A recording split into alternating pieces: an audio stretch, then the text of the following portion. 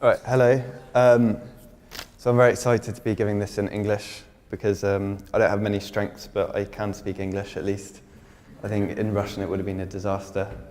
And I'm sorry, after having so many talks on quite important topics, it might seem a little bit, I'm just talking about my trip to Russia and what I got up to. So to give a bit of background, I'm a student from London. I study Italian and Russian. And so for the third year of my degree, I spent half a year in Italy, half a year in Russia. So for the past few months, I was living in Forlì in Italy, which was an amazing experience. Met lots of lovely people. Everyone there's really good looking. The food's great. The weather's wonderful. So about 2 months ago, after finishing my exams up there, I came back to London, got my visa for Russia, and a week later, I landed in St. Petersburg. Having completely forgotten Russian, because I hadn't studied it for 6 months. I didn't know anyone, and I was really, really cold, and it was just very confusing. So I was there at the airport looking for a bus. There were probably loads of confused foreigners there that day.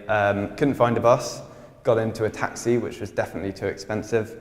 And the first thing the driver did was offer me a cigarette and ask me who killed Princess Diana, which is one of my favorite topics. I think it was Philip, but I don't know. So anyway, I think it's important to know that as with any country, there are certain stereotypes which exist about Russia. Most of them come from American films or Golden Age novels or Vladimir Putin. So the advice I got before coming out here was it ranged from the simple and obvious, like wear lots of jumpers, bring a coat, have a hat, to the slightly scarier, don't die. But that one was particularly worrying because the person who told me that advice had actually grown up in Moscow. So I came, but I'm still alive so far, which is good. So anyway, yeah, so I've been here for about a month now, just over 40 days. I'm living with a host family. They're really nice, which I think is a really good thing if you're moving to a country to live with a host family because first of all, you get free friends. They have to talk to you, which is good. And it means that you're instantly immersed in the culture. So I've been able to try lots of Russian food, Karelian foods. I tried kalitki recently, which are amazing. And I really want to learn how to make them because I don't know why they're not famous yet. And I've been trying all the other stuff like borscht and stuff like that. And it's just the food here has been great. And then for lunch, I've been going to the canteen here, and the food there is great as well, but I don't usually know what it is. So I usually just sort of say, "Что такое это, пожалуйста?" and they tell me and they recommend it. And it's delicious, but then then I get back and my host, she asked me, "Oh, what did you have for lunch today?" And I'm like, "I don't know, but it was really nice."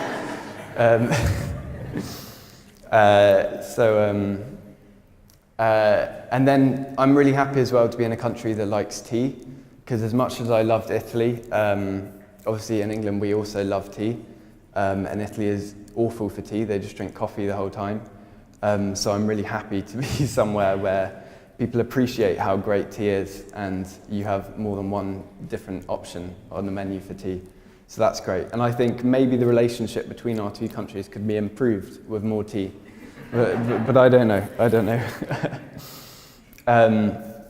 So obviously another thing which people talk about a lot with Russia is the weather. That's the famous thing. Russia's always really cold. And I keep getting told here that this has been a warm winter. To me it feels really, really, really cold. And I'm always cold the whole time. I didn't have a hat when I arrived as well, which apparently is really strange.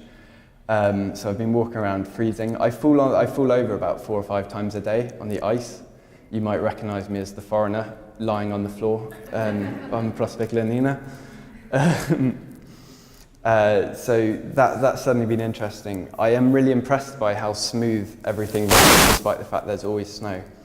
Basically, in England, it snows maybe once a year, and when it snows, everything stops. There's no school, no tube, no nothing. The Queen goes on TV and declares a national emergency, and it's a big crisis. And whereas here, it's just like, oh, it's snowing, it's Tuesday. Better wear my boots. So that's suddenly been interesting. And then obviously the most difficult thing about moving to a country or going abroad is the language thing. I don't know I'm assuming some people here, Russian isn't their first language. And it's really scary because everywhere you're going, you're always having to think. It's almost like you're always at work or school because you're always having to translate something in your head. You know, I'm always saying, oh, is it pokopat? Is it kupits? I just don't know. And and then another, for example, there are lots of more nuanced differences as well. Like in England, we say sorry for everything. So I've been going around here, for example, in my Russian classes, usually when I get something wrong, I go, oh, извините. And then my teacher says, oh, не скажи извините, you don't need to say that. And then I say sorry for saying sorry too much. So I need to learn to stop apologizing so much.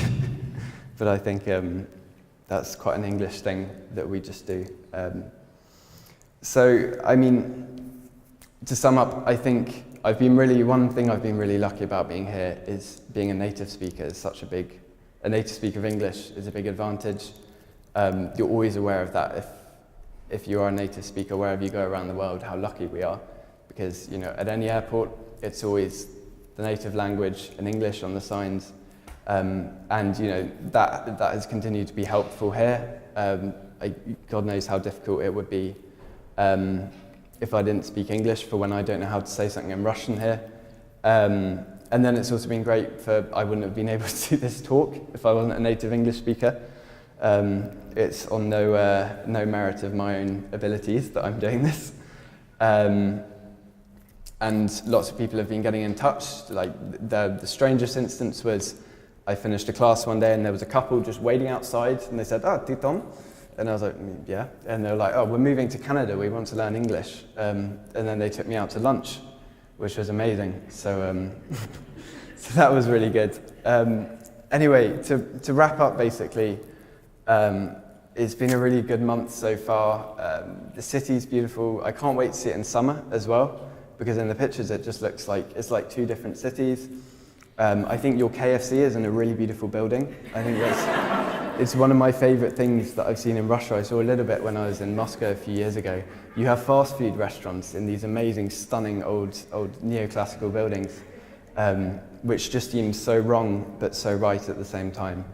But yeah, to sum up how I felt about the city so far, it's been, if I had one word, I would just say cold, but if I had a whole sentence, I would say that it's been beautiful, everyone's really kind and generous, the food's great, and it's still really cold. So anyway, thanks very much.